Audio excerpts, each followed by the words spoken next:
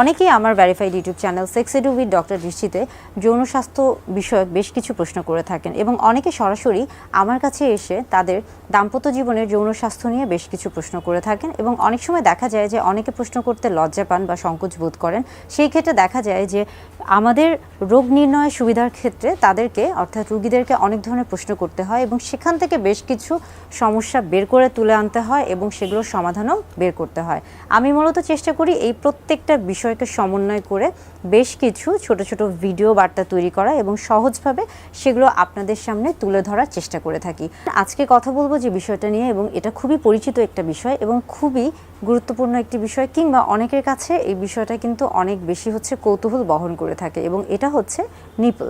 Nipple একজন মানুষের নারী পুরুষ উভয়ের ক্ষেত্রে কিন্তু এটা খুবই, আমরা বলে থাকি যে অতি সংবেদনশীল একটা অঙ্গ বা অংশ, এবং সেই ক্ষেত্রে দেখা যাচ্ছে যে নিপলের কিন্তু অনেক বেশি স্টিমুলেশন বা অনেক বেশি সংবেদনশীলতা থাকে এবং এটা অনেক বেশি উত্তেজক হিসেবে কাজ করে থাকে, অর্থাৎ যৌন উত্তেজনার ক্ষেত্রে এটা অনেক বড় একটা ভূমিকা পালন করে থাকে এবং এটা অনেক বেশি সংবেদনশীলও হয়ে থাকে। আমরা যদি যৌন উত্তেজনার ক্ষেত্রে আসি, সেই ক্ষেত্রে নিপল কিভাবে আসলে যৌন উত্তেজনা তৈরি করে থাকে বা কিভাবে যৌন উত্তেজনা তৈরি করা যায়। আপনি হাত দিয়ে খুব সহজেই নিপলে যৌন উত্তেজনা তৈরি করতে পারেন। সেই ক্ষেত্রে আপনার হাতটা হতে হবে নরম এবং স্বাভাবিক তাপমাত্রায়। অনেকে মনে করে থাকেন যে হাত যদি শক্ত হয়ে থাকে বা ঠান্ডা হয়ে থাকে সেই ক্ষেত্রে হয়তোবা নিপলের উত্তেজনা বেশি তৈরি হবে। এটা কিন্তু না, বরং আপনার হাত যদি ঠান্ডা এবং শক্ত হয়ে থাকে সেই ক্ষেত্রে কিন্তু উত্তেজনাটা সহজে তৈরি হবে না, এবং সেই ক্ষেত্রে অবশ্যই হাত নরম এবং স্বাভাবিক তাপমাত্রার হতে হবে। এবং আরেকটা বিষয় যে নিপলের যৌন উত্তেজনা বিভিন্নভাবে তৈরি করা যায় এবং সেই ক্ষেত্রে কিন্তু হাতের ভূমিকাটা গুরুত্বপূর্ণ।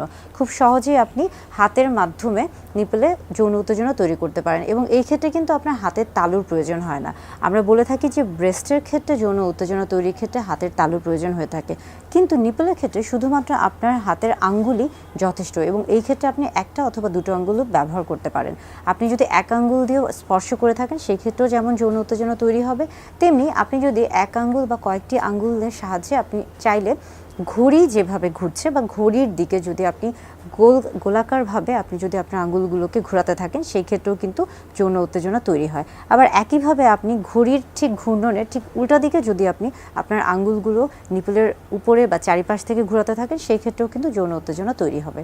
আবার আরেকটা কাজ করা যেতে পারে, সেই ক্ষেত্রে যে আপনি আপনার দুটো আঙ্গুল দিয়ে আপনি যদি নিপলটিকে মাঝখানে ধরে থাকেন, এবং সেক্ষেত্রে আমরা বলে থাকি যে আপনি প্লাগ করা, অর্থাৎ অনেক সময় আমরা কিন্তু অনেক কিছু টেনে তুলে ধরার আমাদের একটা প্রবণতা থাকে। তো সেই ক্ষেত্রে যদি আপনি হালকা করে দুই আঙ্গুল দিয়ে নিপলকে যদি কিছুটা টেনে তোলার চেষ্টা করেন সেটাও কিন্তু যৌন উত্তেজনা তৈরি করে। অর্থাৎ এই প্রত্যেকটা বিষয় কিন্তু আপনার নিপলে যৌন উত্তেজনা তৈরি করে থাকে এবং এইগুলো কিন্তু খুবই স্বাভাবিক একটি কাজ।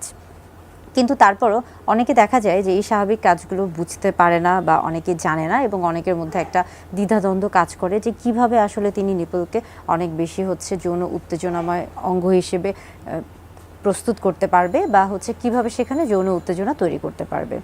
এবার আসি, এর পাশাপাশি আরও বিভিন্নভাবে কিন্তু নিপলে যৌন উত্তেজনা তৈরি করা যায়, এবং সেই ক্ষেত্রে দেখা যাচ্ছে যে আপনি হাত ছাড়াও অন্যান্য বেশ কিছু অঙ্গ দিয়ে বা বেশ কিছু অংশ দিয়ে কিন্তু নিপলে যৌন উত্তেজনা তৈরি করতে পারেন। যেমন দেখা যায় যে অনেকে কিন্তু মুখের সাহায্যেও নিপলে যৌন উত্তেজনা তৈরি করে থাকে। যেমন দেখা যায় যে জিহ্বা অথবা ঠোঁট অথবা ঠোঁট অথবা অনেকে কিন্তু স্যালাইভা অর্থাৎ মুখের থুতু দিয়েও কিন্তু এটা করে থাকেন। আবার অনেকে কিন্তু পিচ্ছিল কিছু পদার্থ, যেমন দেখা যাচ্ছে যে লুব্রিকেন্ট বা পিচ্ছিল যে পদার্থ লুব যে রয়েছে বা অন্য কোনো আঠালো যে পদার্থ রয়েছে সেগুলোও কিন্তু ব্যবহার করে থাকেন। এবং দেখা যায় যে অনেকে এগুলো ছাড়াও একদম ব্যতিক্রমধর্মী, যেমন অনেকে কানের লতি ব্যবহার করে থাকেন। আবার পুরুষরা কিন্তু অনেক ক্ষেত্রে তাদের পুরুষ লিঙ্গটাও ব্যবহার করে থাকেন, স্পর্শ করে থাকেন নিপলের ক্ষেত্রে, সেই ক্ষেত্রে যৌন উত্তেজনা তৈরি হয়ে থাকে। এছাড়াও দেখা যায় যে আরও অনেক বেশ কিছু জিনিস রয়েছে, এগুলো ব্যবহার করে অনেকে যৌন উত্তেজনা তৈরি করে থাকে। আপনি চাইলে সুতি নরম কাপড়কে হালকা গরম করেও কিন্তু স্পর্শ করতে পারেন এবং সেই ক্ষেত্রেও যৌন উত্তেজনা তৈরি হতে পারে। আবার পাশাপাশি আপনি যদি বরফ ব্যবহার করে থাকেন সেই ক্ষেত্রেও কিন্তু যৌন উত্তেজনা তৈরি হতে পারে।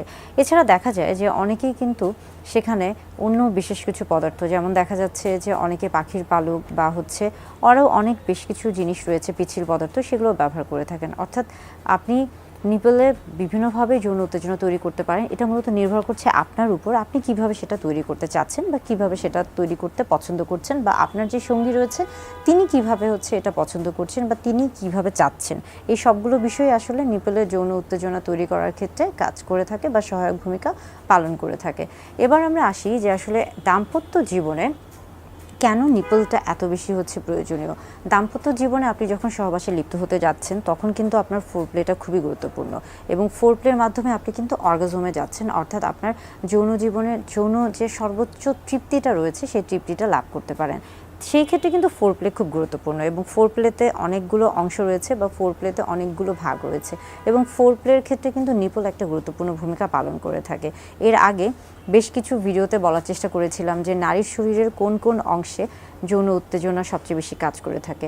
আবার আরও বেশ কিছু ভিডিও বার্তা দেওয়ার চেষ্টা করেছিলাম ফোরপ্লেতে কোন কোন অংশগুলো আপনি ব্যবহার করতে পারেন বা অর্গাজমে পৌঁছানোর ক্ষেত্রে আপনি ফোরপ্লেতে কীভাবে সেটা কাজে লাগাতে পারেন। অর্থাৎ নিপলের ভূমিকা আপনার দাম্পত্য জীবনে অনেক বেশি গুরুত্বপূর্ণ, তাই সেই ক্ষেত্রে আপনি নিপলকে প্রাধান্য দিতে পারেন, কেননা এখানে সবচেয়ে বেশি রক্ত সঞ্চালন থাকে। নিপলে স্পর্শ করার সাথে সাথেই দেখা যায় যে এখানে অনেক বেশি যৌন উত্তেজনা তৈরি হয়ে থাকে। অনেক সময় আপনি না চাইলেও কিন্তু দেখা যাচ্ছে যে আপনি না চাইলেও আপনার ইচ্ছার বিরুদ্ধে অনেক সময় সেখানে স্পর্শ লাগছে, কিংবা হয়তো বা আপনি কাপড় পরিবর্তন করছেন, কিংবা কোনো কারণে সেখানে স্পর্শ লেগেও কিন্তু অনেক সময় যৌন উত্তেজনা তৈরি হতে পারে। আবার দেখা যায় যে অনেক সময় মায়েরা যখন বাচ্চাকে বুকের দুধ খাওয়ান তখন কিন্তু তাদের মধ্যে কোনো যৌন উত্তেজনা কাজ করে না, কিন্তু সেখানে একটা হরমোনের কিছু বিষয় কাজ করে থাকে এবং সেখানে রক্ত সঞ্চালনের কিছু বিষয় কাজ করে থাকে, এবং যার কারণে দেখা যায় যে তখন আসলে বাচ্চা যখন মায়ের বুকের দুধ টানে বা বুকের দুধ পান করে থাকে সেক্ষেত্রেও কিন্তু অনেক সময় নিপলটা উত্তেজিত হচ্ছে ঠিকই, সেখান থেকে মায়ের বুকের দুধ বের হচ্ছে, এবং পাশাপাশি দেখা যায় অনেক সময় কিন্তু সেই ক্ষেত্রে পাশাপাশি আমরা বলে থাকি